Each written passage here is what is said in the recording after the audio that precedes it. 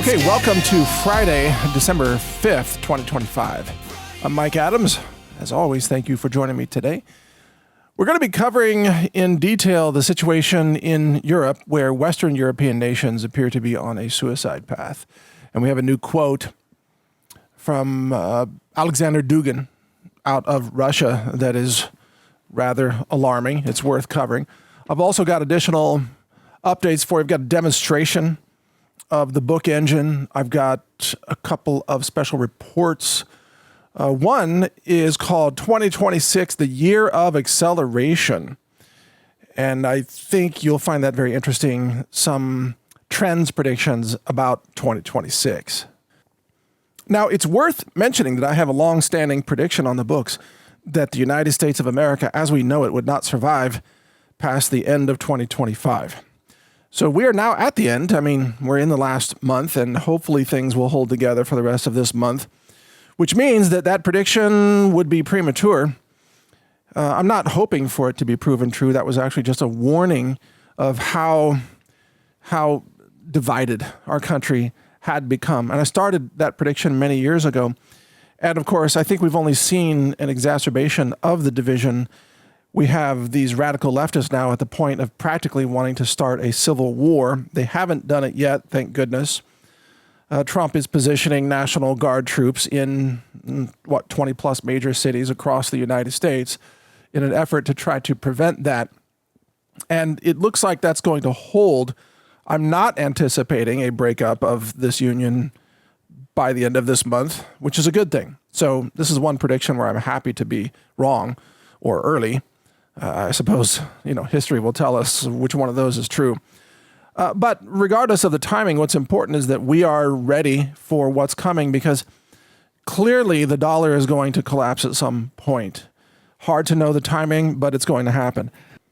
Also, it's clear that political division has never been stronger or more obvious than it is right now, at least in our lifetimes probably.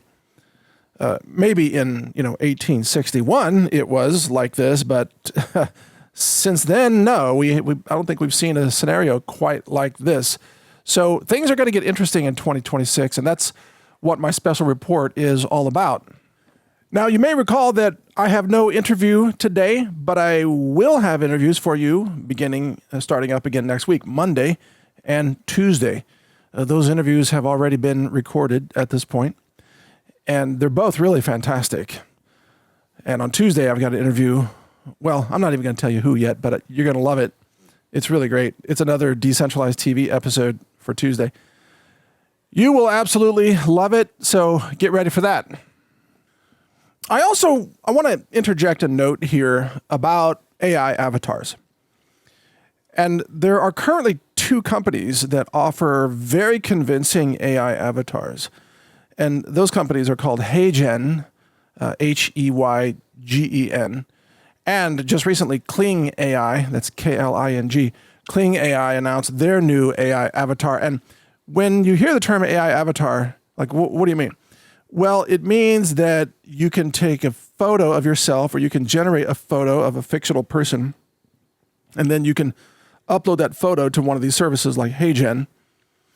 And then you upload or type in a script of what you want that person to say. And just from the photo and your text script, then Heygen generates a very convincing video with all the natural expressions and eye blinks and head nods and hair wisping in the wind or whatever, of basically an avatar, performing your script. And it's so incredibly convincing. And you get to choose different voices, of course, and there are different languages, obviously, and you can choose voices with different accents for some of these engines. It's so unbelievably convincing that just 2 days ago, I was 5 minutes into a video listening to an analyst who claimed to be a former high-level European official. I was 5 minutes into it before I realized, oh my God, this is AI. This is an AI avatar. It's so incredibly convincing that it's worth mentioning, kind of a red flag warning. here. So number one, you're going to see a lot of influencers that start using AI avatars instead of doing it themselves. I've already seen that. And sometimes they'll introduce that and they'll say, hi, I'm, Jen's AI avatar while the real Jen is off answering your emails or something. And then it's a video performance from the avatar that looks like Jen. So that's out there right now, and it's very convincing. Secondly, you're going to see, well, YouTube is already becoming, 80% AI videos at this point. It's just heavily overtaken with AI videos. And you see the AI avatars are so good that even YouTube's own engine can't often distinguish between human versus AI. And of course, one of the ways that you know the difference, listen to the way I talk. A human is going to make some mistakes from time to time. A human is going to have a much more dynamic range typically, unless they're just a boring human, like, hello, welcome to today's economic update. It's like, who wants to listen to that person anyway, right? But if you're listening to somebody and they make no mistakes at all, zero mistakes, after a couple of minutes, you should start thinking, wait a second. That's not normal. This looks like AI. If there's zero mistakes, right? And hardly any variation in pronunciation or gestures and so on. And again, it's all very realistic. Their eyes blink, It's like that line out of the Terminator. They have skin, bad breath, everything. They sweat, they stink, right? That's not exactly the line out of Terminator, but you get the idea. So it's very, very convincing. And the other warning for all of you, please listen up. This is a cybercrime warning now at this point. Be careful, because you might receive a message on your phone with a video that appears to be a message from, let's say, your kidnapped son or daughter, if you have a son or daughter, or a kidnapped family member asking for ransom money. And it might be very convincing, because all that the hoaxers need is a photo of your family member. And if they have a sample of their voice, that's even better. And then they can generate this kind of kidnapping plea video, and they can send it to you, and they can say, if you ever want to see, your daughter again, send us, 1,000 Bitcoin or whatever, that kind of thing. And people have fallen for that. They have fallen for that.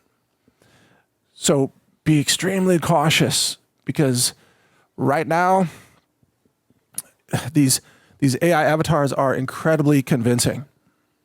Now, of course, on our books site, which is books.brightlearn.ai, we will be creating mini documentaries starting in 2026 based on the books. And in order to do that, we will use AI avatars to deliver the content, to narrate the mini documentary. But we won't use AI avatars deceptively. We won't impersonate someone. We're not going to try to trick you. I'll openly talk about it that, hey, here's an AI generated mini documentary feature now for selected books. We've got 3-minute videos, and they're all AI generated. It's AI avatars, it's AI voice, it's AI, background B-roll, it's AI charts, whatever. Just right out in the open, because it's not deceptive if you are, clear, transparent about it, which is the way we operate. So when you see those AI avatars in 2026 from us, you will also be amazed. You're like, what? That's not a real person? You didn't film that in a studio? Nope. It's AI avatars. So there you go. Just heads up. Be aware of that. And that's what that term means, AI avatars. Now, as a side note, people can also animate things other than human faces. They can animate like a robot face, or a dog's face, or, a furry face for all the furries out there that are into that. They can actually now have like a talking bunny rabbit or something. So all that's possible. You can have talking cartoon avatars, cartoon figures, almost anything you can think of. If it's got a face, it can be animated and it can look like it's talking, and the lips sync up and everything. And we've used multilingual translation technology to reanimate what I'm saying in other languages so that I can have highlights of one of my interviews, and then we can put out the highlights, a shortened version, in Spanish or in Chinese or in Russian or what have you. And that's a very good use of the technology to reach a multilingual audience.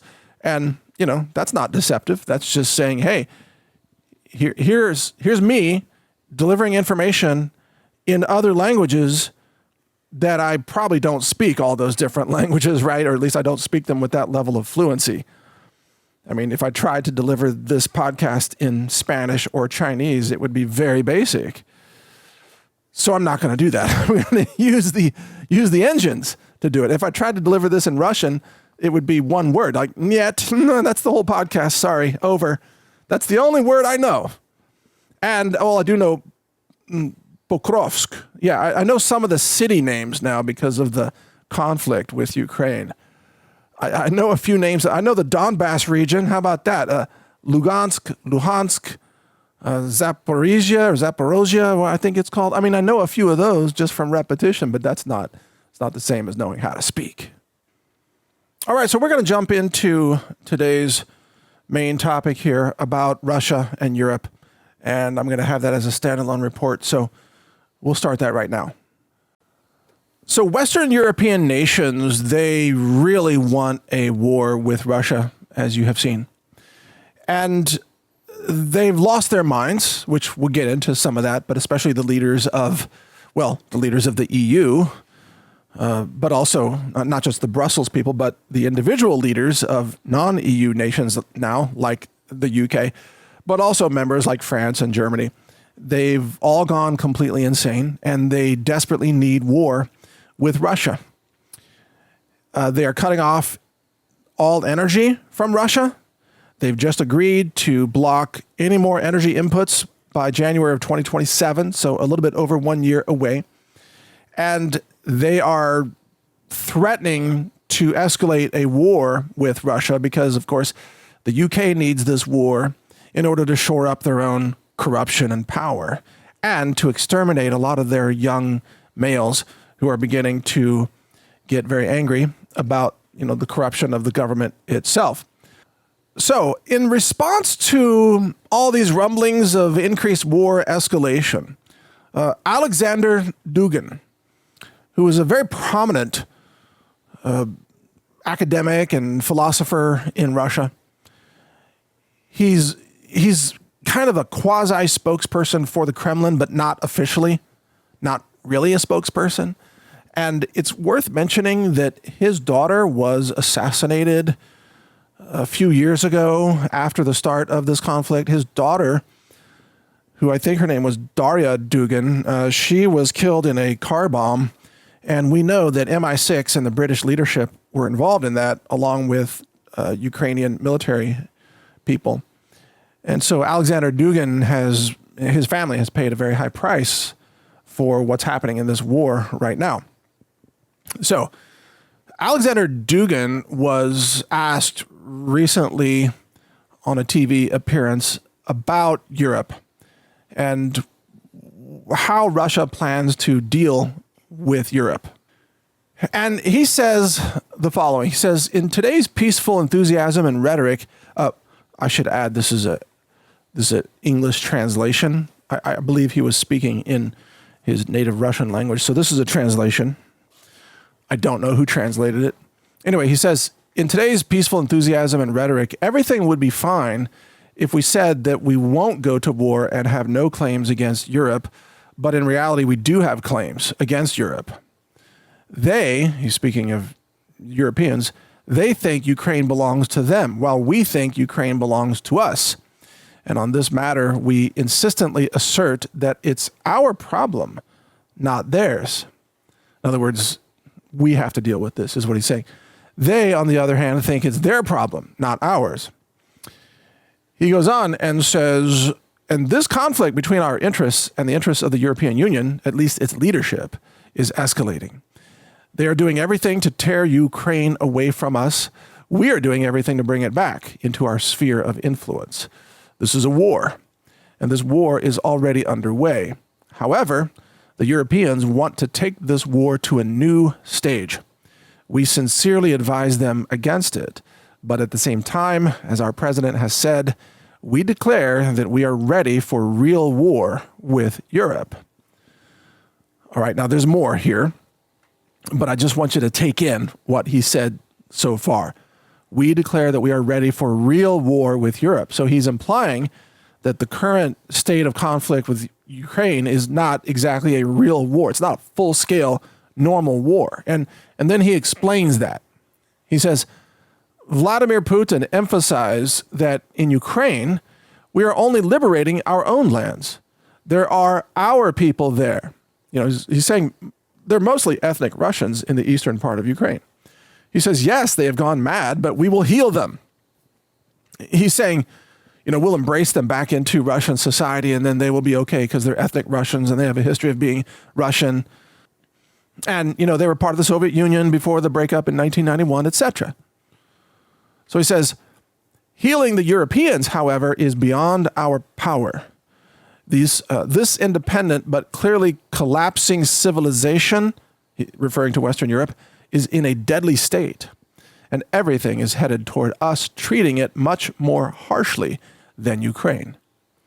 And then here's the emphasis. We will destroy all its basic military facilities and industry, period. And if necessary, he adds, we will wipe Europe off the face of the earth. Got it? I mean, he follows up and says, yes, we don't want this at all, but it won't be the selective, gentle, prolonged war that we're waging in Ukraine.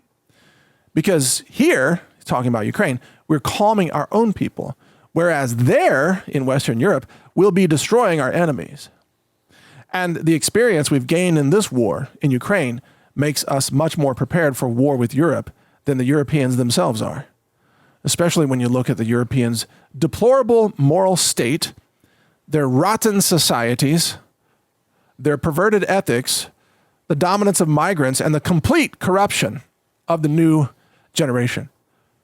Okay? He says, we don't see Europe as easy prey, but in any case, we can handle it. We've dealt with worse, he says. Napoleon was more serious, Hitler even more so. But I think we can deal with these freaks and perverts, these mad lunatics, the corrupt, the gender-swapped deviants, and simply the maniacs. That's a pretty apt description of what, let's say, British royalty and British leadership has become. Freaks and perverts and mad lunatics, gender-swapped deviants. Yeah.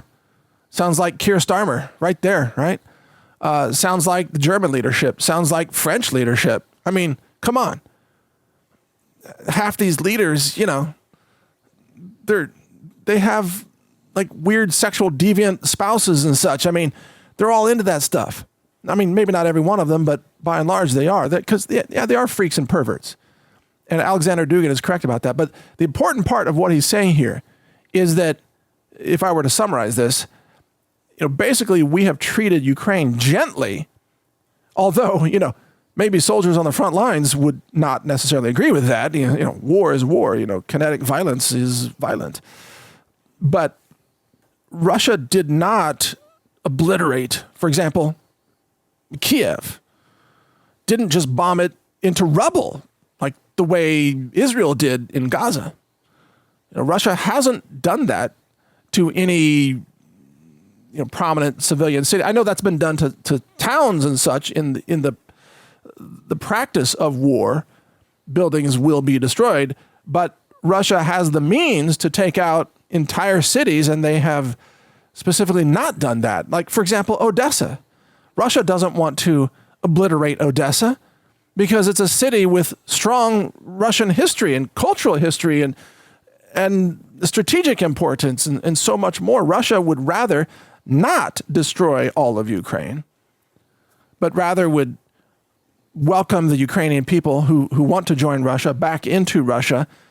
And then those who don't want to join Russia, they can become their own country as long as they agree not to join NATO, not to raise a giant military, and so on. I mean, those are Russia's terms, okay?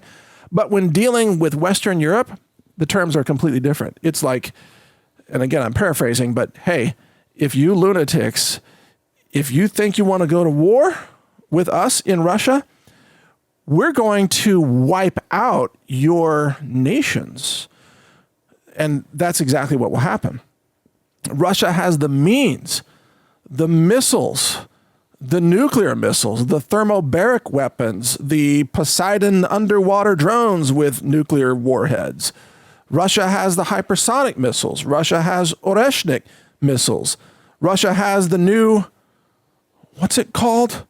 The new nuclear powered cruise missiles that have unlimited range. I've even forgotten the name of those, but Russia's got so many weapons that can reach London or Paris or any city in Germany, or frankly, any military base in Poland or Romania for that matter, or in Italy. Russia can destroy whatever remaining industry still exists in those nations. And not that there's much, there's some remaining industry in France. Germany has suffered a collapse of its industry because of the loss of, cheap power because of Nord Stream pipelines being destroyed by the United States military, of course. But the UK, what does the UK make anymore? Really, not much industry in the UK. They can't even build their own ships. So the climate cultists across Western Europe have already begun the process of destroying Europe's industry, and Russia is willing to finish the job. That is, they're not looking to do that. They're not going to initiate that. But if Western European countries want to continue to wage war against Russia, they're going to find their countries completely wiped out. That is the military industry, power grid infrastructure, ports, refineries that exist, you name it. Infrastructure destroyed, obliterated. And I think that's what Keir Starmer wants, actually. I think he's looking forward to that. Because I think he's a globalist agent to destroy the UK. And the thing about, in order to understand Russia, you have to understand the history of Russia's relationship with these European nations. And really, there are two major events that shaped Russian, or what we call today Russian national identity, and demonstrate its perseverance and its cultural adhesion. Those two events are, of course, 1812, the invasion by Napoleon. So this was when France decided that it was going to conquer Russia, and it didn't work out very well. And we'll get into that. But then also, of course, World War II. Now, there were other incursions into Russia, such as World War I, but World War II with Hitler, that was a devastating attack on Russia. And that cost Russia somewhere between maybe 25 million people, including millions of civilians, not just soldiers. And by some estimates, that number could be as high as 60 million people.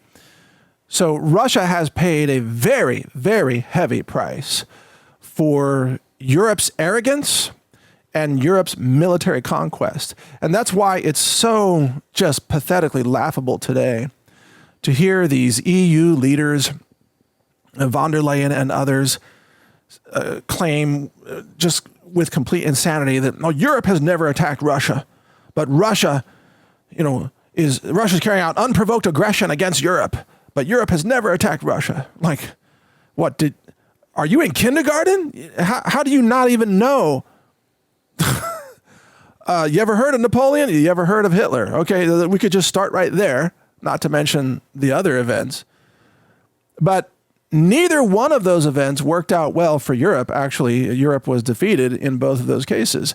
But it proved to Russia that there is something wrong with the minds of European leaders. There is something sick, psychotic, like a mental illness that has infected the fragile lizard brains of the British leaders, for example, or the reptilian brains of the French leaders, or, the serpent brains of the German leaders, or whatever they are.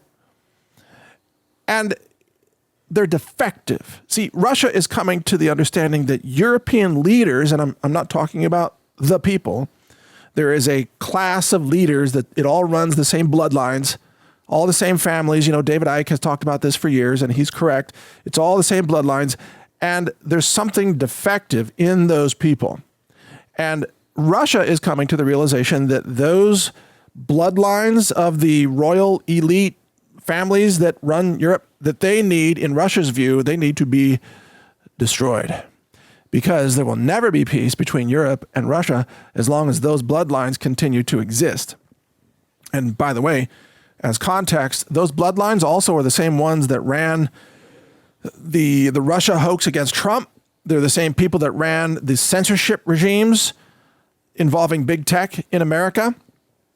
They're the same groups that also targeted me with censorship, and many others, such as Sayer G and Dr. Mercola and so on, especially during the COVID years. So yes, those bloodlines are evil and mentally ill. They are defective, and Russia believes they need to go. That Russia believes, at least this is my understanding, Russia believes that they will never live in peace as long as those bloodlines continue to exist. And over the years and over these wars, Russia has learned some extremely valuable lessons that are deeply ingrained into Russian identity.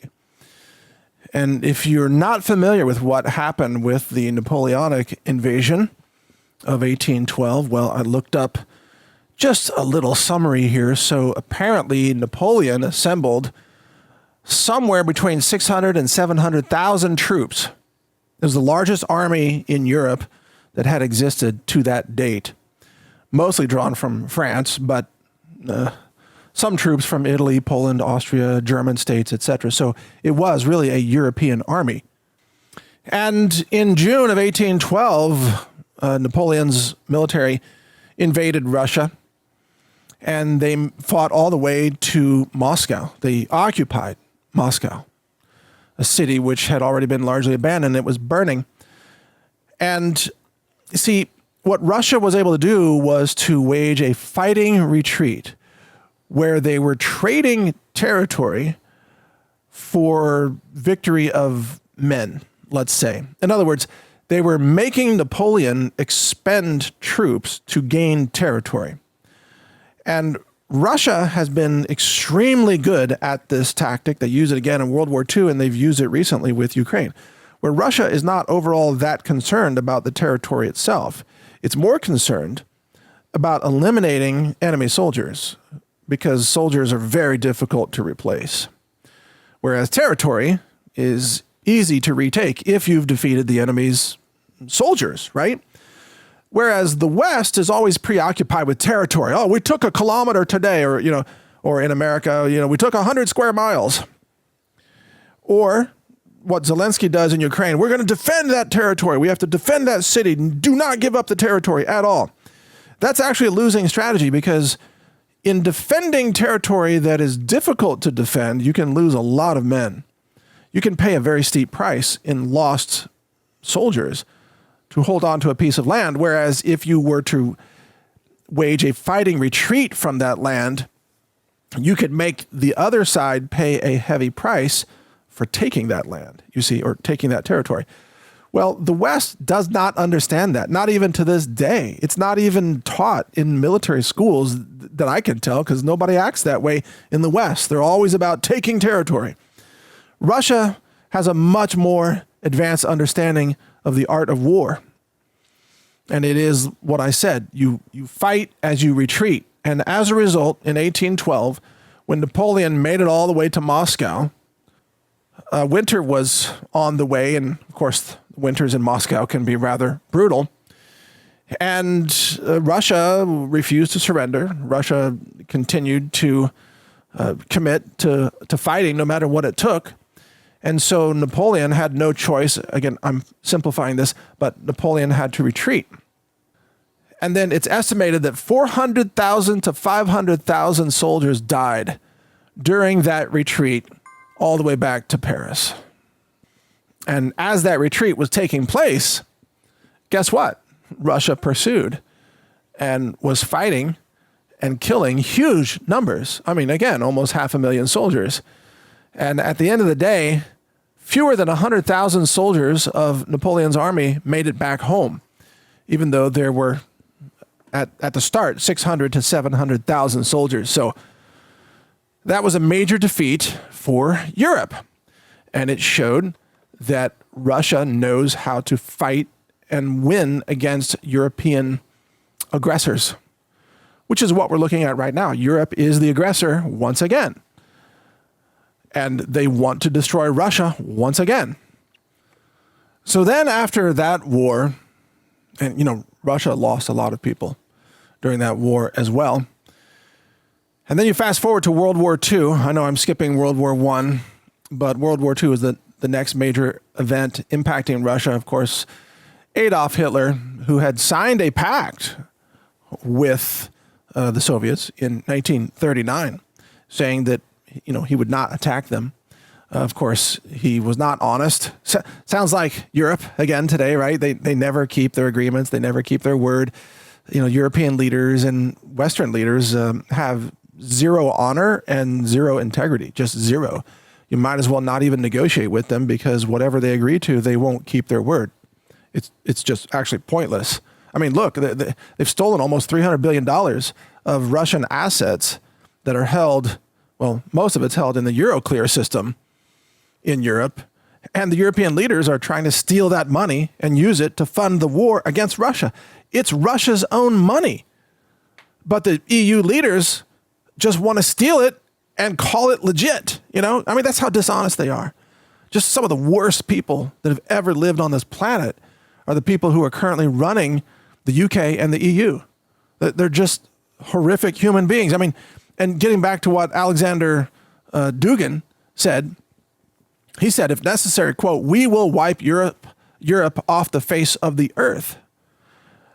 Should that happen, and I'm not hoping for it to happen, but let's just say if Russia had secret weapons that could just blast away all the leaders of Europe and not harm the civilians, let's say just completely obliterate all the elite bloodlines and just vaporize them all in one instant, do you realize that the entire world would celebrate?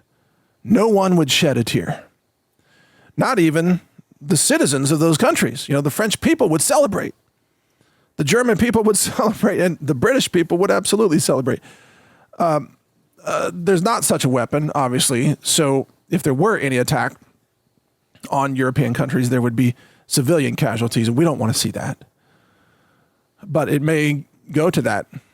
So anyway, getting back to World War II, it's very important to understand that there were, let's see, 3.8 million troops that were invading Russia along a 2,900 kilometer front.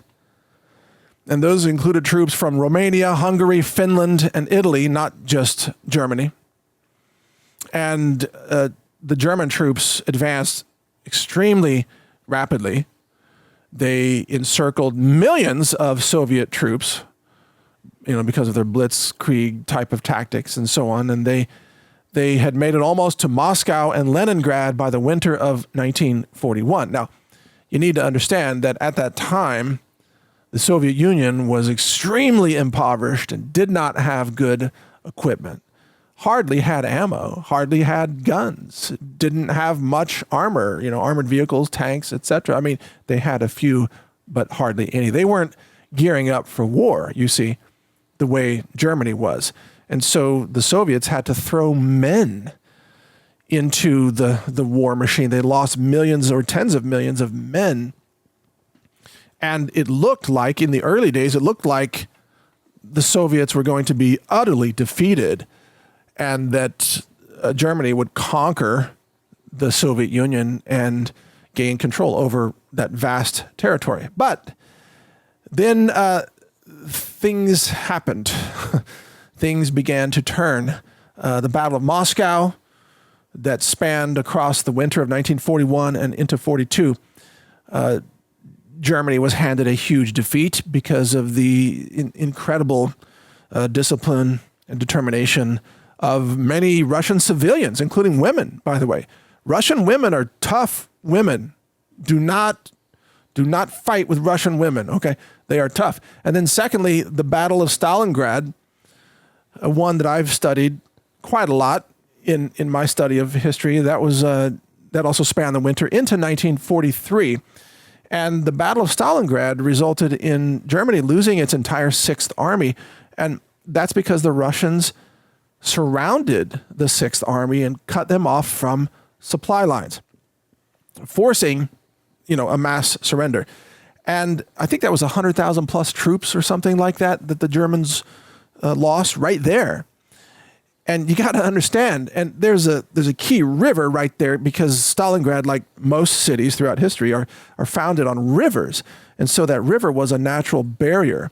I think there's even a movie about Stalingrad. You might want to watch it. It's a very educational and inspiring movie about the determination of the modern day Russian people, or as Soviets back then, and the fight that they put up against the Germans. It was really quite remarkable. And at horrific cost of human lives. And then there was the Battle of Kursk in 1943, which was an armor battle. That's when the Soviets had been able to produce a lot more tanks.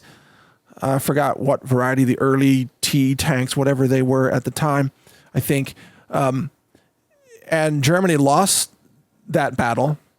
But at the end of all of this, of course, Germany then had to, look, the Soviet Union did most of the defeating of the Third Reich. What the Allies did, what America and France did on the beaches of Normandy and so on, yeah, that played a role, but it was actually very small compared to what the Soviets did to tie up resources and to destroy German soldiers and German armor. And ultimately, the defeat of Hitler belongs mostly to the credit of the Soviet Union, not the Allies. Now, again, the Allies played a role, but it was a minor role compared to the Soviets. We're not taught that in the West, of course. So in World War II, then, what the Soviets demonstrated and what was further ingrained into their culture is that if we persevere, we can defend our country against any European aggressor, even Hitler, even Napoleon, or anybody, even groups of nations gathering together with hundreds of thousands or millions of troops in the case of World War II, that we, the Soviets, now modern day Russia, we can defeat them. And that's why those two wars in particular are still, they are sort of psychically engraved into the minds of the Russian people, the Russian hearts and the Russian culture to this day. Families lost, there were entire families that were wiped out. And the memory of the sacrifice of that is deep in the Russian people today. Unlike in America, we didn't lose 20 million people in World War II. We lost a few 100,000. I'm not trying to diminish those lives. They were important sacrifices, but it was nowhere near the tens of millions that Russia lost. And also the United States of America itself, the 48 contiguous states, has never been invaded by an enemy nation that occupied it and bombed its cities and destroyed it. We were always buffered by the oceans. And we weren't at war with Canada or Mexico. Not yet. Maybe Trump is going to make that happen soon with Mexico. I guess we're going to find out. But we have never been invaded and crushed and bombed and had our cities destroyed, had to have our women fighting against enemy men, soldiers, and seeing your women and children gunned down on the streets of your own cities at home outside your front door. In America, we have never seen that. We don't know what war really is in America. The Russians, culturally, they know what war is. They know what sacrifice is. And the reason it's important to understand this is because they know the cost of allowing European tyrants to continue to exist. If these European tyrants today, like the leaders of the UK and France and Germany in particular, if they are allowed to continue with their dangerous rhetoric and their threats, and all their blame games and all their lies, like Europe never attacked Russia, they say. Are you kidding me? Today, Russia knows that if they just sit back and do nothing while that continues, they know where this is going. This is going to end up with a European attack on Russia yet again.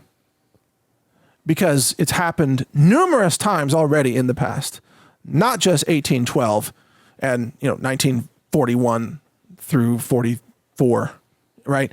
It's numerous times, many other cases, including some in World War I and some pre-Napoleon as well. I believe, this is just my opinion, I believe that Russia is at a point in its history where, and with its advanced technology, etc., Russia is saying, no more. We are not going to sit back and let these insane reptilian European bloodline leaders try to destroy us again. We're not going to sacrifice tens of millions of our people again. We're not going to watch Moscow burn again. We're not going to watch Stalingrad, under siege, mass starvation. We're not going to watch that again. Instead, what Alexander Dugin is saying is essentially, we would rather, well, as he says, quote, we will wipe Europe off the face of the earth. That's his quote. And understanding the history of what Russia or the Soviet Union has been through, and understanding the insanity of the European leaders, doesn't it make a lot more sense now what Alexander Dugin is saying? Because what he's saying is what any rational person would say if faced with the same history and the same situation. You can't just sit back and let perverted maniacs that run Europe attack you again and again and again every 75 years or whatever. You have to put an end to it. And that's what Russia is poised to do. And ending Western Europe as we know it wouldn't take much, because it's already on the verge of self-induced collapse. Just a few nukes, just a few thermobaric bombs, just a few Oreshniks, it really wouldn't take that much to bring the British Empire to its knees. And the reason I mention all this is because I believe that's what Russia is getting close to doing. I think it will only do it as a last resort. I think it will only do it as a desperate last option if all other options have been exhausted. I don't think Russia is looking to initiate that kind of thing, but it's very clear to me that Russia is willing to do it if it is an existential action necessary to defend Russia's future as a sovereign nation. And again, at this point, can you blame them? No, you really can't. Now, you know what else? None of the leaders in Europe have any knowledge of the things I've just told you. They don't learn anything about the history of Russia. They are ignorant about World War II, even when their own grandfathers were waging it.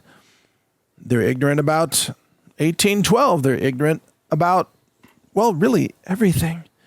They're ignorant, arrogant, incompetent people, the European leaders. They despise their own people as well as all Russians. They hold in their hearts extreme hatred for ethnic Russians. They talk peace, but what they mean by that is the complete surrender of Russia to Europe. And that is so laughable. That will never happen. Never. If anything, it's very clear to me that Western Europe, Western civilization in Western Europe will collapse. It's rapidly collapsing right now. The U.S. empire is also going to collapse. And the empires that will continue to define our multipolar world will be, of course, the Chinese empire, the Russian empire, and, well, Persia, Iran. I think they will be the three most prominent empires moving forward. And if you think about it, those empires are all much older than the United States of America and much older than Western Europe by far. Thousands of years of history for China and Persia. More than 1,000 years history of Russia as we recognize it today. Depends on how you want to define it throughout history, but it's more than 1,000 years old. And this perspective is almost unknown in Western countries. No one is taught this. The leaders don't know this. Members of the U.S. Senate and Congress don't know this. I doubt that anybody in Trump's cabinet knows any of this. I really don't think they know this. They don't understand history. They don't understand the determination of the Russian people. And that's why when Russia is trying to negotiate with America, it would be like trying to have a dialogue with idiots, like imagine if you found, I don't know, some baby ducks walking down the sidewalk and you were like, hey, baby ducks, can we negotiate a territorial resolution about this sidewalk? And the ducks representing the U.S. empire, the ducks, their response to that would be quack, quack, quack, quack, quack. And that's it. Because they don't know anything. They don't even understand history. They don't have any cultural context. That's, Witkoff, quack, quack, quack, quack, quack, quack, quack. Who are the other negotiators that Trump sends out there? They're all ducks. Just quack, quackity, quack. They're not saying anything that shows any knowledge at all about the way the world actually works. And this is why the Russians are so frustrated, because it's like talking to idiots.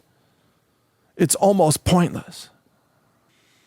Now, for the record, I'm not saying that Russia is a perfect nation, not by any means. Nor am I saying that I want to see the U.S. empire suffer or anything like that. I'm an American. I love my country. But I'm smart enough as an American to recognize that the Russians love their country too. They want their country to succeed, just as I want my country to be abundant. But I don't want the success of America to come at the cost of some other people somewhere else. I don't believe in this model that the U.S. empire has been built on, a model of pillaging and threatening and sanctioning and stealing. That's the U.S. model. That's the European model. It's a model of pirates and rogues. I mean, it's a model of villains. I'm not on board with that model. I'm on board with the idea of peaceful coexistence with other nations and other cultures. I believe that our best shot at survival as a nation, the United States of America, is to back off from all the arrogance and the incompetence and also all the sanctions and dollar hegemony and all that, and learn to get along with the Chinese, learn to get along with the Russians, learn to get along with the Iranians, learn to get along with Brazilians, etc. Stop trying to threaten and bomb and pillage and destroy the world. But, that makes me have a minority view, because everybody else is like, it's war, yeah, America, F yeah, it's war, yeah, the Department of War, we're going to kick ass, yeah. That's the attitude in the Trump administration. We're going to kick some ass. Yeah, good luck, because you don't have Oreshnik missiles, you morons. You don't have anti-air defense systems that work. You morons. Look what happened when Iran launched missiles at Israel, and it was all U.S. defenses that did not work. You morons. All your hoorah BS doesn't actually stop Russian missiles, it turns out. And it doesn't build new technology, does it? Nope. All your bluster and your chest beating, it doesn't win wars. So if we want to get to peace, we've got to back off of that attitude, and we got to get to peaceful coexistence with other nations around the world, which means stop sanctioning and start learning how to trade and cooperate. That's the only way that we have a future in a multipolar world. So anyway, bottom line, I want America to do well. I want Ukraine to do well. I want Russia to do well. Because you see, my philosophy is that we live in a world of artificial scarcity. It's the lizard-blooded controllers that have created scarcity as a means of control and mass enslavement of humanity. Actually, natural abundance is all around us and can be unleashed if we simply break free from the iron grip of the globalist elite controllers that want us dead. Never forget that the same British leaders that want to destroy Russia, they also want all of us to die because they're pushing depopulation. You know, whatever you think of Putin, he's not pushing depopulation. He wants families to have babies, healthy babies, intelligent, capable babies, you know? He's not pushing depopulation. That's a Western thing. It's like, kill everybody, you know? That's insane. But that's what Western leaders believe, and that's what they're pushing. And that's evil. It's demonic. And that's what Western leadership has become, is truly demonic. So pray that we could have some truth and love and compassion and honesty and transparency in our world, and pray that evil is eliminated, or at least removed from power, so that we, the people of the world, might be able to live together in peace as neighbors and friends, sharing our cultures, our innovation, our ideas, our passion, our common love for things that make life worth living on this planet. We all share the same planet. We all share most of the same values. And the only reason there's conflict in the world is not because of us, not because of we the people. It's because these insane leaders, like the European leaders and the Department of War in the U.S., bombing everybody, threatening everybody, sanctioning everybody. It's Western civilization that is causing conflict all over the world and has been doing so since the end of World War II. You know, Confessions of an Economic Hitman and so much more. And that's the simple truth. If you stop the U.S. empire from being the aggressor all over the world, we would be much closer to actual world peace. Think about it. So thank you for listening. I'm Mike Adams. You can follow all of my work at Brighteon.com and naturalnews.com. I'm also an AI developer, and I developed all the free AI tools that you can find at Brighteon.ai, including our new, very popular book engine that creates books free of charge on any topic in just minutes. It's extremely popular. And coming soon, we will have translations of our top books available in multiple languages, including Chinese and Russian and Spanish and Japanese and so on, and other languages, French and German as well. So all that's coming, and thank you for your support. God bless America, but also God bless us all. God bless humanity. Every one of us is divine. Every one of us deserves to live in peace. So I pray that we achieve that. Thank you for listening. Take care. We've got turmeric root powder back in stock at healthrangerstore.com. And the reason you want to get turmeric root powder from us is because, of course, turmeric is very frequently contaminated with lead. But we do all of our own testing. We've got an ISO accredited laboratory with multiple mass spec instruments, and we test for lead and mercury, arsenic, and cadmium as well, plus glyphosate. And for some of our products, we test for atrazine. For everything, including turmeric, we test for E. coli, salmonella. We test for yeast and mold, total plate count, and listeria, and many other things. So we test in-house to make sure that you get the cleanest foods and superfoods, nutritional supplements, and personal care products imaginable. And that's why people love us, and thank you for all your support. But go to our website. Here it is, healthrangerstore.com. And right here, you can just search for turmeric. Or you can shop any of the other categories that we have and some of our sales and so on. But here's our turmeric root powder. It's back in stock right now. This is something that's very difficult for us to keep in stock. And of course, it's organic and it's lab tested on top of that. But we also have, and I'm showing it on my desk, we also have the turmeric tinctures available. We have our regular tincture and then our plus version, which has black pepper and ginger in it as well. And these products are incredibly popular. They're very delicious. People love them. And also they are lab tested like our turmeric powder. So if you want to learn about turmeric and why it's so beneficial, you can go to, any AI engine or use our AI, which is trained on nutrition. That's at brighteon.ai. And you can ask it, hey, how can I use turmeric? Give me some recipe ideas. Or what nutrients are found in turmeric and how might those benefit my health or support my natural health? You can ask it questions like that, and you'll get very good informative answers. So use our store, healthrangerstore.com, to acquire these products that give you outstanding nutrition, and use our AI engines at brighteon.ai to learn about how they benefit you and how you can use them. So thank you for your support. I'm Mike Adams, the Health Ranger. Take care. All right. I hope you found that very educational. Wow. There's so much we need to learn about the world and about each other and how we actually can live in peace. I've got a couple more special reports to play for you here. And remember, there's no interview today.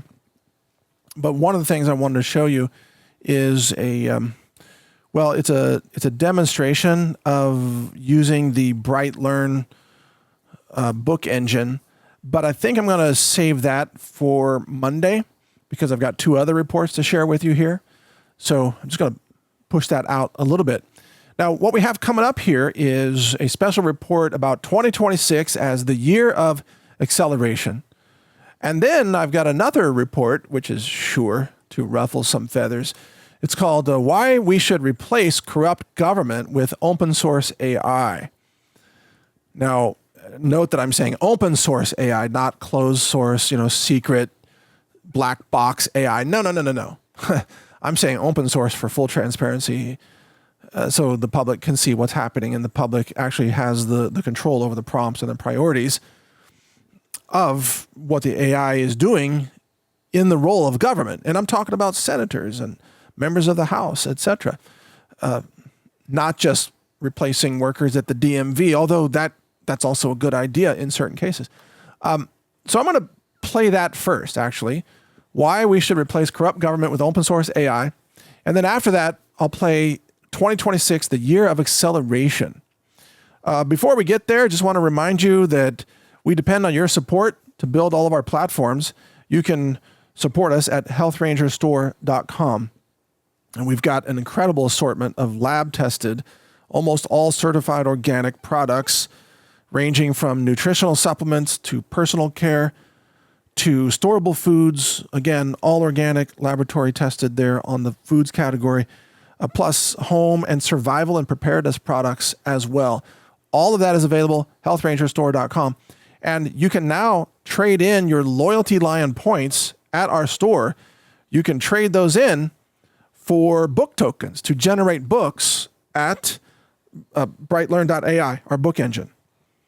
So if you're wondering how to get tokens for the book engine, you just go to your profile page there, and then there's something there about like redeem tokens, and you can scroll down and there's a lot of different things you can redeem tokens for. And one of those, redeem your loyalty points for different things. And one of those is to redeem it for a brightlearn.ai book token. So you could take advantage of that. Also want to remind you that we've got all of our affiliate partners listed at rangerdeals.com. Rangerdeals.com. Discounts, usually using the code RANGER with different providers that I personally endorse and support because it's a very small list, but it's just the companies that I find very valuable and high integrity. And you can save anywhere from, in some cases, 10%, in other cases, 15 or 20. It just depends on the vendor and what kind of sales they have going on. But usually the discount code is just the word RANGER, and you can get discounts on all kinds of things there. We've got the de-Googled phones, we've got red light therapy devices and so much more. So check all that out at rangerdeals.com. And with that said, enjoy the rest of the show today, these other special reports. And then I'll be back with you on Monday with a brand new interview that I think you'll really enjoy. And I might have something for you this weekend. We'll see what happens. But until then, enjoy the rest of the show and stay safe. Take care. This podcast is about why we should replace most of Congress and much of our government with open source AI. I'm Mike Adams. I'm an AI developer. I built numerous AI engines. I'll mention some of them later, but welcome to the podcast. Now, right off the bat, I understand that this is controversial. for some people, especially those who are not that familiar with AI. They think that replacing government with AI would create a technocracy that would just enslave us all under a black box surveillance system. Well, that would be true if it were closed source AI run by companies like Google, Microsoft, OpenAI, Meta, etc. So if you hear anybody in government advocating to replace government workers with those systems, yeah, red flags, big time.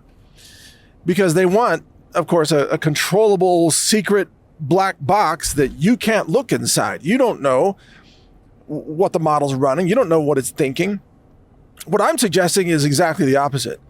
I'm suggesting that the voters, for example, let's just take a member of, well, a senator.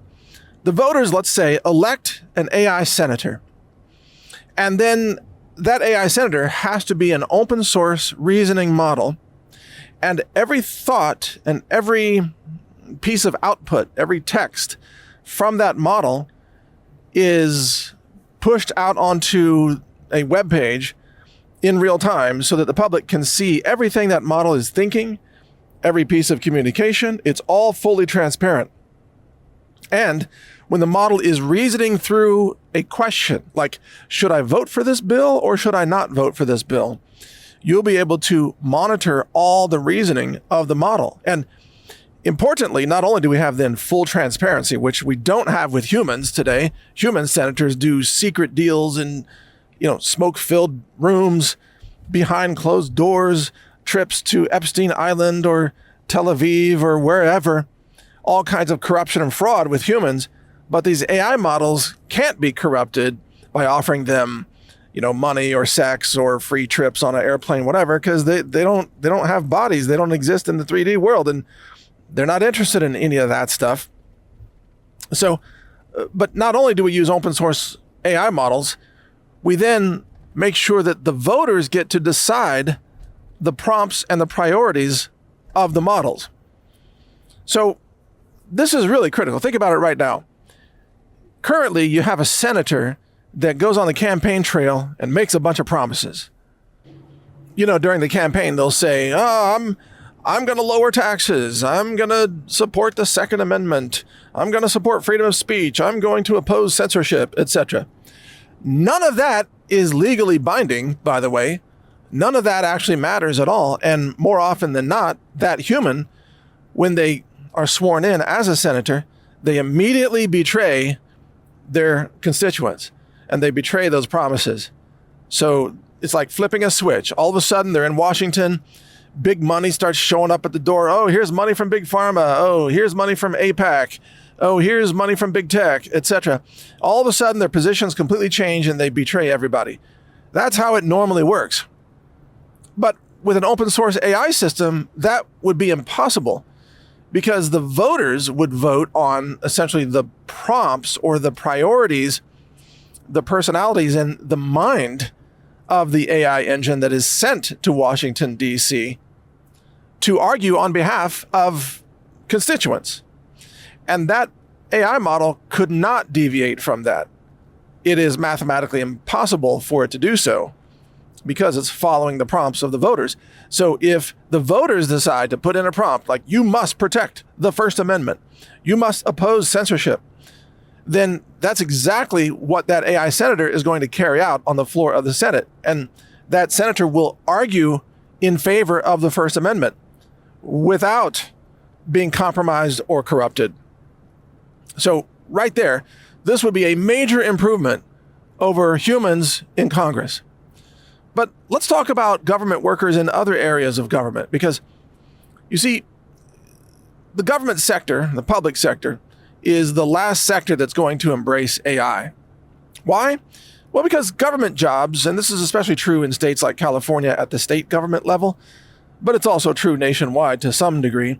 Government jobs are the cushy jobs where you get great benefits, great salaries, great vacation. But you don't really have to work that hard, typically. I know there are exceptions to this, but overall, you don't have to get that much done. It's government. There's no competition, There's nobody competing with the DMV. There's nobody competing, really, with delivering the mail. Why do you think the post office is so slow?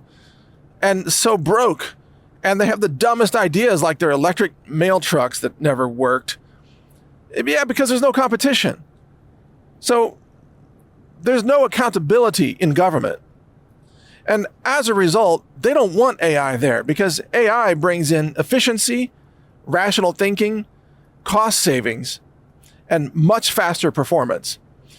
If you thought AI could replace a lot of private sector jobs like customer service jobs because AI is faster and better and cheaper than, let's say, a customer service rep, which it is, well, you should consider just how much better AI is than a government worker, a typical government worker who is slow and inefficient and typically not that great at their job. Again, I know there are exceptions. I'm not saying every government worker is like this, but by and large, they're not very competitive people. That's why they love their jobs, because it's kind of a lock on getting a salary and benefits without actually having to compete in the private sector, okay? AI would just obliterate that and could replace, over time, 80 or 90% of government workers, which would actually make government work better. So you wouldn't have to wait as long for your immigration form or your small business loan or your government grant or whatever it is. You wouldn't have to wait as long. It would happen more quickly, more efficiently, and at much lower cost. We could save all kinds of money and maybe reduce the budget deficit, although, of course, they're going to keep printing trillions of dollars no matter what. But there could be significant cost savings from this. And the key is that, in my opinion, we must demand the running of open source models so that every government worker is accountable. Every government AI worker. They're all accountable. We can see what they're thinking. We can see what they're saying. We can actually go to a web page and we can monitor their inner dialogue.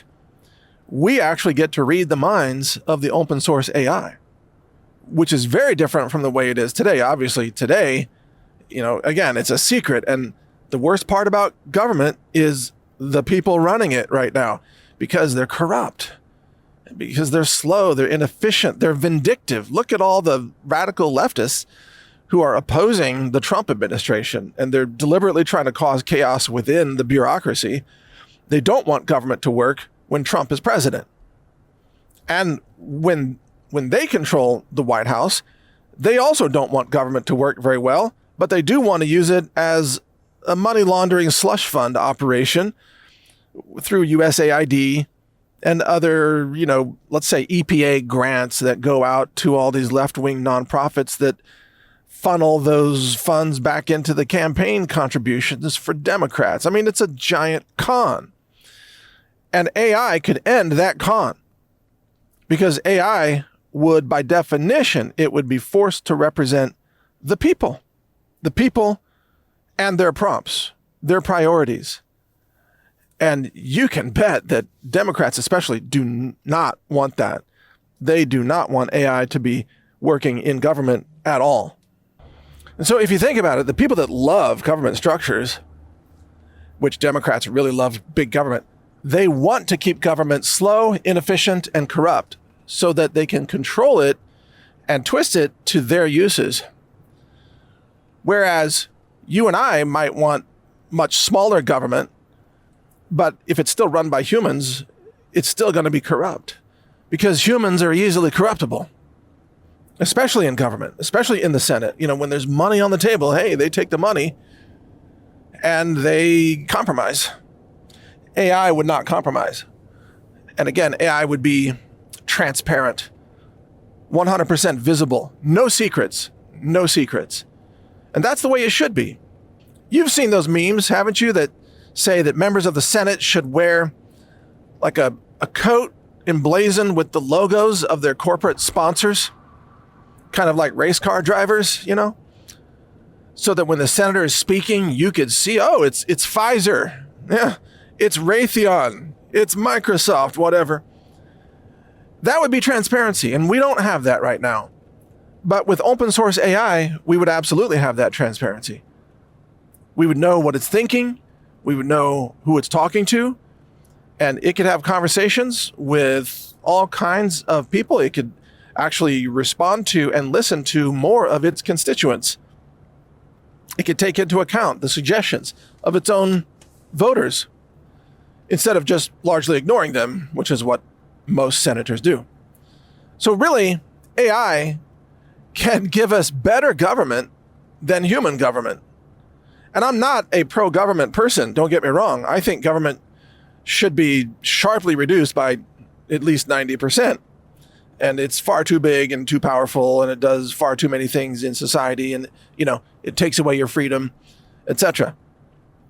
But if we're going to have government functions, such as, let's say, approving your ATF application for a suppressor, I would much rather that process happen more quickly and more efficiently and more accurately.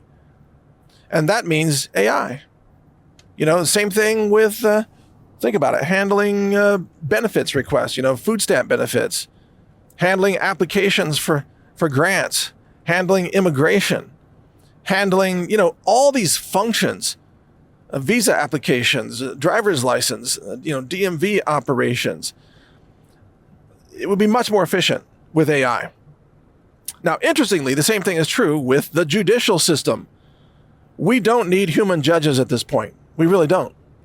And human judges, just like human government workers, can also be very corrupt. And many of them are. They're hopelessly corrupt. And they will refuse to listen to the evidence of the case. They've pre-decided the outcome of the trial, like they railroaded Alex Jones over the Sandy Hook trial. You think Alex Jones got a fair trial? Not a chance. Alex Jones would have had a much better trial if the judge had been AI, an AI reasoning model, with instructions to follow the law, follow the rules of evidence. Alex Jones would have been vindicated because the whole case would have been thrown out if the judge followed the law. So I think right now, every trial that we have in America, whether it's civil or criminal, I think that the parties involved should have the option to choose an AI judge. And in criminal cases, that should be the defendant's choice. I want to choose an AI judge because I don't think the human judge is going to be fair. The human judge is a leftist or whatever. The human judge doesn't like me because I'm white or black or Asian or whatever. I want an AI judge that's going to do a better job. That should be an option right now. And then in civil cases, I think that if both parties agree to an AI judge, then they should have that option of having an AI judge. The AI judge can hear all the evidence. It can assess everything. It can make a decision that is congruent with the law without being an activist judge. See, the problem today is all these activist judges that are, of course, corrupt humans, usually left-wing corrupt humans, who don't want to follow the law. And the same thing is true on the U.S. Supreme Court. We have activist left-wing judges on the Supreme Court that, number one, are dumber than AI. I mean, AI is smarter than those left-wing judges, which isn't very difficult to achieve, it turns out, because they're super low IQ leftists sitting on the Supreme Court bench. Yeah. But also, AI it's going to know more about case precedent, history, the Constitution, everything that's relevant to the case. AI will have a much better grasp than any human judge. And in my view right now, I would much rather have AI running the Supreme Court if it's open source. It's got to be open source, again, so that the public can see the thinking and the conversations and can analyze every decision and how every AI judge arrived at that decision. But AI would do a much better job than human judges, and they could process one court case every day. So talk about moving things more quickly. We could clear out the backlog of civil cases and criminal cases and even Supreme Court cases by applying AI reasoning models that are open source. I mean, that technology is available right now. And I hear you. Some people might say, well, but AI doesn't have human values. Senators don't have human values. Have you noticed? Your government workers don't have human values. They're evil. Your IRS auditor doesn't have humanity, okay? Stop arguing with the stupid argument that government workers have compassion and empathy and humanity. No, they don't. No, they don't. They're horrible. In some cases, they're evil. They wield their government power like a weapon over others. They are psychotic. AI would be a far better replacement than a lot of those government people. I mean, the regulators, think about it. The FDA, the EPA, the CDC, well, the USDA, etc. Those are power-hungry tyrants that run those agencies. Don't tell me that, oh, we need to defer to their humanity. There's no humanity there. They stopped being human, a decade ago. When their pension started adding up, they stopped being human. So AI can actually be more human than the humans in government, because the humans in government are barely human. You see what I'm saying? And AI could actually be prompted to respect human values like truth and honesty and access to food and water, access to knowledge, access to freedom of speech and freedom of religion, etc.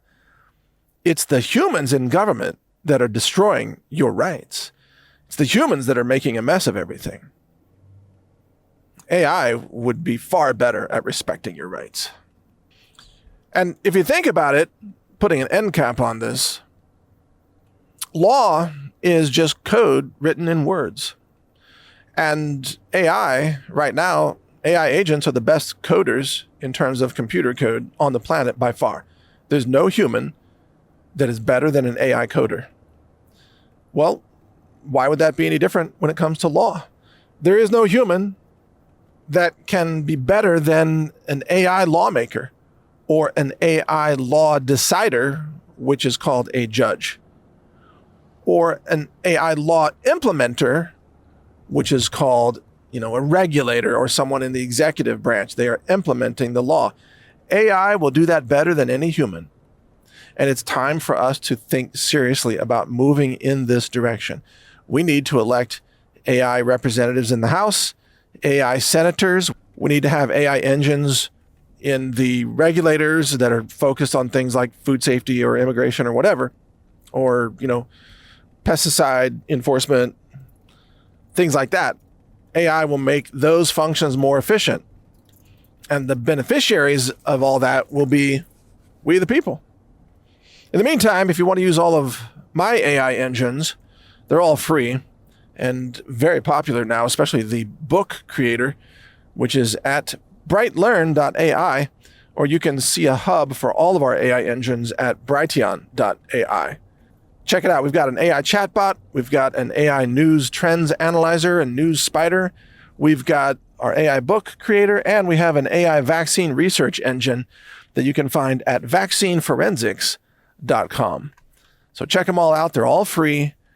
And there you'll see the power of AI. And it's only going to get better and smarter and more detailed. So this is just the beginning. Check it out. Thank you for listening. I'm Mike Adams, the Health Ranger. Take care. Looking ahead to 2026, it's important to realize that we are actually living through the final stage collapse of the U.S. empire. And while it's not going to just collapse all at once, or even entirely, the collapse will accelerate in 2026. And so I'm going to call 2026 the year of acceleration. But acceleration toward what? Well, a number of things. You're going to see accelerated inflation. You're going to see accelerated unhappiness and social or civil revolts, more protests, for example, against the Trump administration, more uprisings, more people expressing their extreme unhappiness, often about their economic situation. There will be accelerated job losses. There will be accelerated hunger and food scarcity. On the international scale, we're also going to see accelerated conflict, more wars, even as possibly the U.S.-Russia war via Ukraine. That's headed for some resolution, but the EU-Russia war is going to be catapulted into a much more accelerated state, let's say. In other words, even if the U.S. decides that it doesn't want to fight Russia, Well, most of Europe does want to. I mean, the leaders of the European countries. So that's going to accelerate no matter what.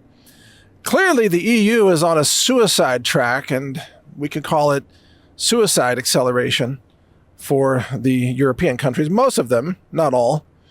Hungary doesn't want to commit suicide. I'm not sure about Poland, but definitely France, Germany, and the UK all want to commit suicide. And they're going to achieve that. It's exactly where they're headed. I don't think Italy wants to be part of that, though, either. We'll see. Certain factions do, but not all of it. All right, so in terms of acceleration, we're also going to see massive acceleration of AI technology. And that's going to lead to more job losses, but also it's this weird duality that I call, well, really the Skynet duality or the Skynet dilemma. It's where you're going to have, job losses, but at the same time, you're going to have radical abundance in terms of digital content and assets and creativity and tools in the digital space. So with the rise of machine cognition being very, very capable, you're going to see an acceleration of, shall we say, digital abundance in 2026 and beyond, especially as the price of AI compute continues to drop rapidly. But as that is happening, then, of course, more jobs will be replaced, so fewer humans will have incomes, and that's going to accelerate poverty and homelessness. So, yeah, you're going to see the real estate market impacted through 2026 in an accelerated way. That is, housing prices overall will fall quite a lot. Maybe not in every area. There may be migrations into places where people want to live, like Texas, for example. But overall, in real estate markets across the country, we'll probably see some valuation losses in 2026. The money printing will be accelerated in 2026. So the dollar will lose its value in an accelerated fashion, which means that the prices of gold and silver denominated in dollars will rise on an accelerated schedule. Yes, you're going to see, I believe, well, in my mind, there's no question, you're going to see silver crossing over $100 an ounce in 2026. And you may recall that earlier this year, just this last summer, I predicted silver would cross $50. And that's when it was only, 30 something maybe. So now it's 57, 58. It's teasing $59 or $60 an ounce. Sometime in 2026, that'll be $100.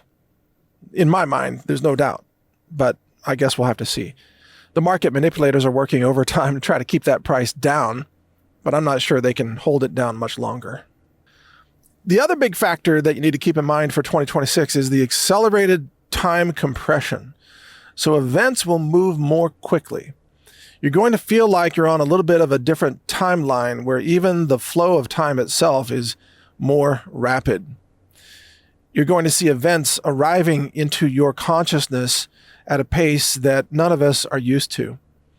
The news cycle will become rather frantic, and it will be hard to keep up.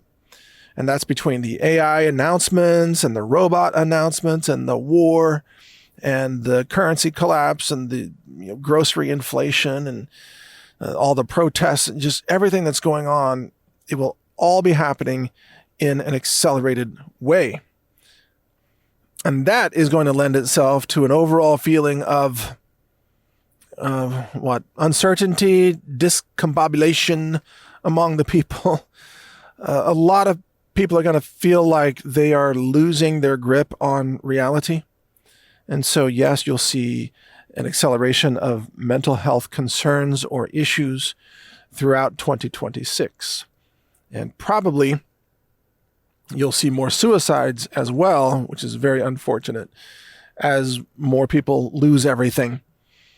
Because I'm also anticipating an accelerated schedule of bank failures. So this will happen throughout 2026. We'll see bank failures, and those will be connected to, at first, commercial real estate gone bad. Because a lot of those debt bills are coming due in 2026. And there's massive exposure because following the COVID years, there hasn't been a return of people to office buildings with cubicles, and probably they will never return. So we have a massive inventory of commercial real estate across the Western world that has no use because the world's not structured around people who commute to an office building to work in a cubicle anymore. Those days are over. So we have a massive oversupply of commercial office space. So there's going to be a massive reset in that market. And then later, and this will spill into 2027, we're going to see consumers defaulting on their debt at a very large scale because of job losses. And remember that consumers currently owe over $18 trillion in the United States. $18 trillion is in medical debt, student debt, auto/car loans, and home loans. Those are the four big areas, and you're going to see massive defaults across all those areas, which will expose a lot of lenders and banks and financial institutions to those loans. So if you thought The Big Short was interesting back in 2008, the subprime mortgage collapse, that's nothing compared to what's coming. We're going to see some things that you never could have imagined, financially speaking, with defaults, etc. And in terms of navigating this, you absolutely do not want to have counterparty risk. So you want to be very cautious about any kind of dollars you have in the bank or exposure in the stock market. I was just interviewing a person earlier today who said if he had extra cash, he would be just buying crypto, gold, and silver, and that's it. Things that you can have self-custody. Because none of us who are informed trust the system. We don't trust the banks. We don't trust the FDIC. We don't trust the government. We don't trust the system to continue to function. We don't know when it's going to crater, but it's better to be out of that system and be fully prepared with your own self-custody before the day comes that the system implodes, if it does. So getting outside the system in every way that you can, with your food supply, with your medicine, with your finances, with your knowledge, with your communications, etc., getting outside the system is going to be a very important strategy in 2026 and beyond. Now, speaking of that, some of the fallout of all this that I've talked about means we will see accelerated auto repos and foreclosures on homes as the lenders, or the borrowers, default on their debt. Car repossessions are going to break records, and home loan defaults are going to be like we saw in 2008, maybe even worse. It won't be pretty. As a result, a lot of asset prices will crater. And of course, the wealthy elite, they're sitting in cash, waiting to buy up the assets for pennies on the dollar, as the masses of Americans are homeless and desperate and hungry in many cases. So it's going to be the great taking, as they say. It's going to be a reset. And those people who are not prepared for the reset are going to be just really destroyed by it. Really destroyed. So, of course, an important strategy is gold and silver or crypto. I prefer privacy crypto like Monero or Xano. Gold and silver is critical, I believe, in this time. Now, don't take this as financial advice. I'm not your financial advisor, but gold and silver will make it through this, as they always have. Precious metals will survive all of this, whereas currency, I'm not so sure about. But psychological preparedness is also going to be important through 2026 because, as I mentioned earlier, we'll have a lot of accelerating mental health issues. Some people will lose their minds as they're being kicked out of their homes, or they wake up and find out that their bank deposits have vanished because the bank has failed and there's no bailout coming. That will happen. And people are going to lose their minds. You're going to see a rise in violent crime. You're also going to see a rise in just people who snap, people who snap, and I don't know, someone in a car that might try to smash through the front gate of the White House or some silly attempt like that. That's not going to go well.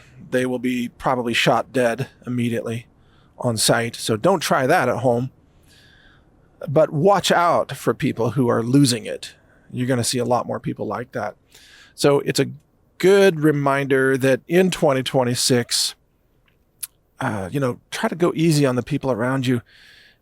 If you're in traffic and the traffic has crazy drivers, don't go insane honking your horn and flipping people off and everything, because that might be the final thing that makes somebody snap. They might be right on the edge, and then you honk at them and they're like, that's it, that's the last straw, and they go off on you, ramming you with their car or something. So be cool. Let other people have their space. It's going to be a lot of desperation, a lot of reckoning out there. A lot of people realizing that everything they've been taught was a lie, and everything they thought they could trust in, like the banks, the dollar, the government, the treasury, etc. Yeah, it's all going to crumble, and it will cause psychological fracturing among a huge number of people. So you're going to need to give them space and give them some compassion, because they're going to get sort of red-pilled all at once, whereas you and I, it took us many years to gain all this knowledge.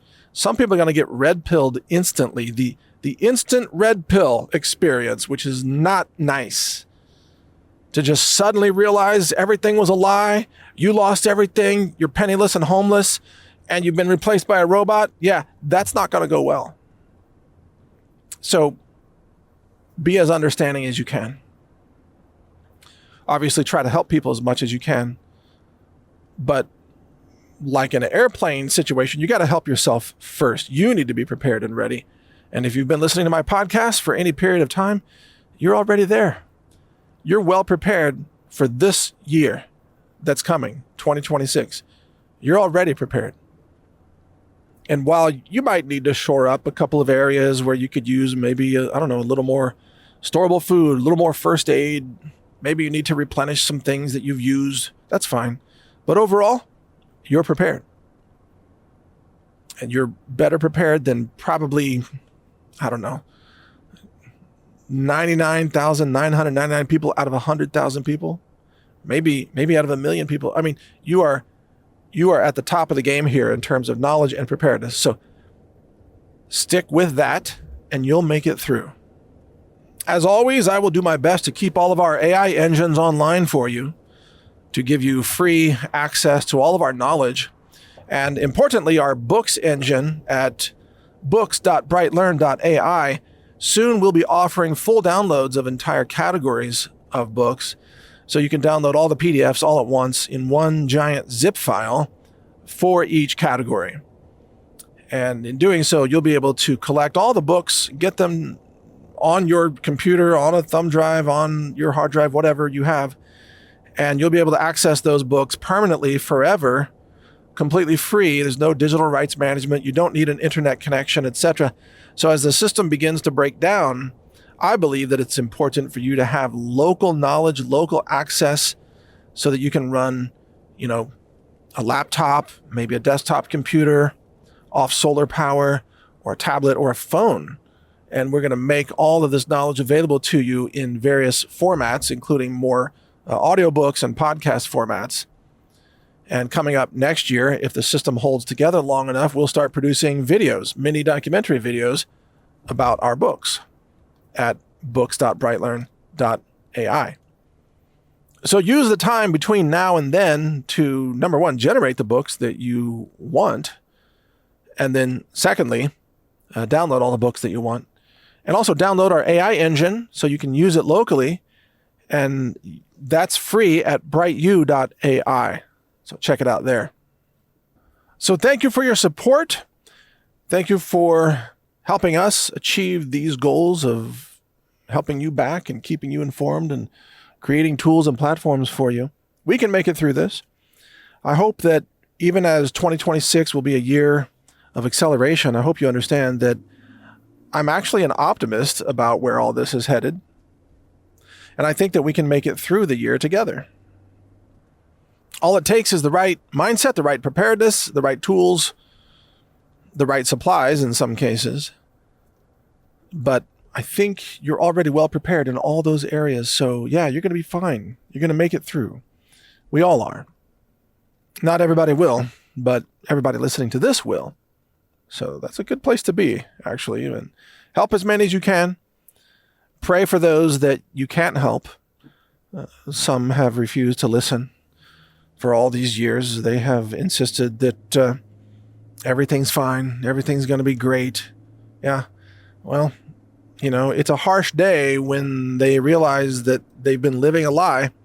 It's that instant red pill effect. So pray for them, but be ready for them to lose their minds also. That's going to happen. All right, thank you for listening. Mike Adams here, the Health Ranger. Take care.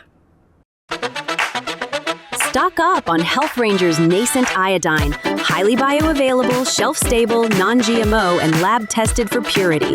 A bug-out bag essential. Only at healthrangerstore.com.